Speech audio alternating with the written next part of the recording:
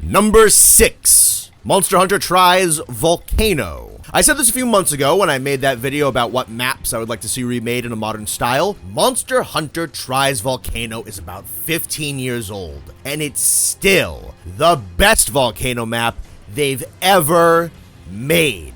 I love this place. Remember when I complimented the Citadel and its art direction's ability to transition from one biome type to another? Well, I think Tries Volcano is the undisputed master of this. There's been a few maps in Monster Hunter where you start at the base of a mountain and have to ascend to its peak to get to the really dangerous monsters. This volcano has better pacing, traversal, art progression, and monster placement than pretty much all of them. Your base camp is placed on top of this little overlook that can observe the volcano and the region at its feet. The mountain of fire towers over absolutely everything, taking up damn near the whole screen, even from this distance. The skies are completely blotted out by smoke and ash, and lava rains from the sky. The presence of this behemoth is absolutely tremendous and sets such a fantastic tone for the upcoming battles. It's almost like the region around this volcano is shrouded in an endless night from all the smoke clouds being kicked up. It will take you a little bit to get to the mountain though. There are 2 sets of zones for you to move through before entering. Areas 1 and 2 are just far enough from the volcano that some greenery and a few species of herbivores can still safely exist out here. Most of the trees are dead, but grass and a few shrubs still remain. I like these areas a lot, just because they're so different from a normal volcano map. There's almost never any greenery on any other locale like this. It's usually just rocky gray wasteland, followed up by rocky gray lava-infested hellscape. These grassy sections flesh out the area around the volcano a little bit, allowing for some different life to exist on this map, and showing off just how tremendous the effects of this one volcano are. Areas 3 and 4 are right at the base of the volcano, and serve as the lead up before you enter the Caverns of Fire. The plant life here is mostly dead, and the herbivores stay away for the most part. It's the barren calm before the storm.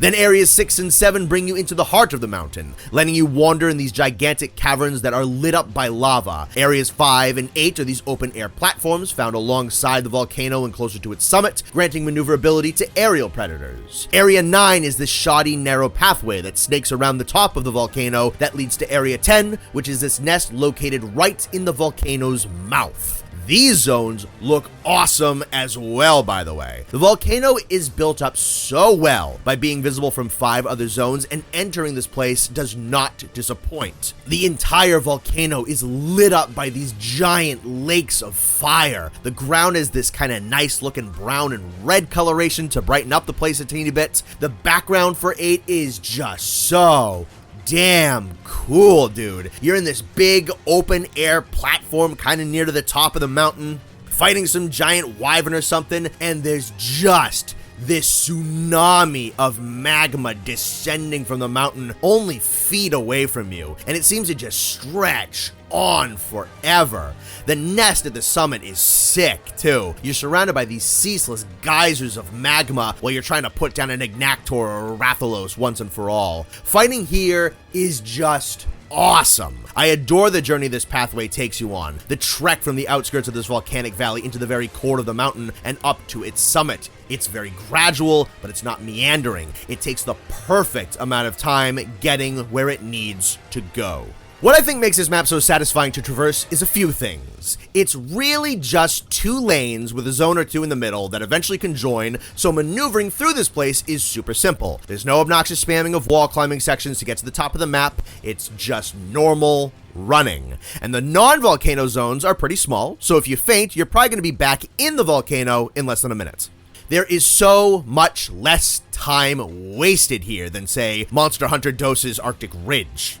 I think the simple layout and movement lend themselves really well to such a linear map design. And one reason I think I prefer this art progression over the Ancestral Steppe is because the map only gets cooler to look at the deeper you go in. Climbing the mountain brings you towards the awesome colors in Skybox, not away from them. Combat here is really sick too. I think some of the most innovative monster and map synergy from the 3rd generation can be found here. Area 7 is built for Ignactor. It's a gigantic cave for him to leap around, to dive from floor to ceiling, and to show off his incredible burrowing abilities. There's also these decently placed little lava pools on the edges of the map that make it easier for him to reignite his magma armor. Area 6 is one gigantic half-pipe built exclusively for Uragan's rolling attack. He can roll wherever he goes, sure, but now he's zooming up walls and crashing down on your head, and it's just a blast to watch. Areas 5 and 8 have these open skies and tons of room for Rathalos to swoop around and attack from the air, and all of these zones are perfectly solid enough that they're still fun even without that specific monster that they had in mind present. I can't think of a map in Monster Hunter from Tri or before with this many zones crafted to amplify the abilities of the monsters that the map was made for. I think this is an awesome precursor for what we'd eventually see in Monster Hunter 4 and the games after that. There are some really sick innovations here. On top of that, the zones that lead up to the volcano aren't just useless travel zones. Granted, they're still used less than the normal volcano sections, but that's pretty fair. The volcano sections are the main attraction. Monster Hunter Portable 3rd and 3 Ultimate were particularly nice to these 4 zones, though. In Tri, you might see Rathalos and Deviljho occasionally hunting in these grassy regions, and Uragan could enter the rocky wastelands of 3 and 4 once in a while, but in Tri's follow-ups, monsters like Brute Tigrex, Crimson Kurapeko, Volvodon, and Great Roggy can be fought here as well, giving these prelude battle zones a lot more legitimacy. The music for this map is pretty sick. It's another track that's very rhythm driven. The percussion is insanely strong, and right out the gate it hits you with this loud, aggressive, clacking type of sound that makes this track a super sick character theme for Ignactor.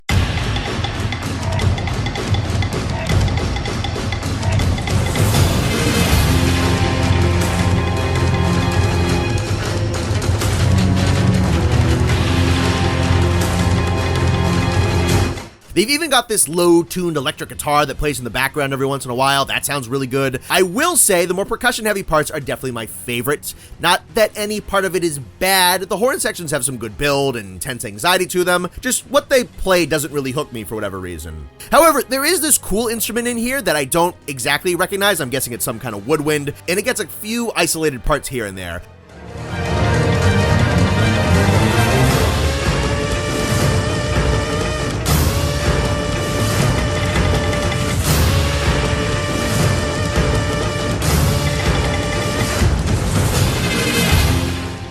There's something almost kinda, I guess maybe serpentine to how it sounds, which also fits for Ignactor. It's kinda quiet and reserved and a little charming, but it's also creepy and dangerous. Yeah, man, this map rocks. It gets a couple of points off for its really linear design, even though I think it executes that concept about as well as you can. Those 4 front zones, though not worthless, could benefit from a little extra flushing out, and there's stuff that I really like about the music, but I don't absolutely adore the whole piece front to back. Those are a couple of small gripes, though. I'm getting to the point where I really have to try to be bothered by something about these maps so that I can actually stack them against one another. But the tailoring of several zones to the combat styles of specific monsters makes this map pretty revolutionary for its time. Every zone is really fun to fight in, regardless of those details. The journey is excellent, the art is absolutely incredible. I don't know if they'll ever do a volcano map better than this.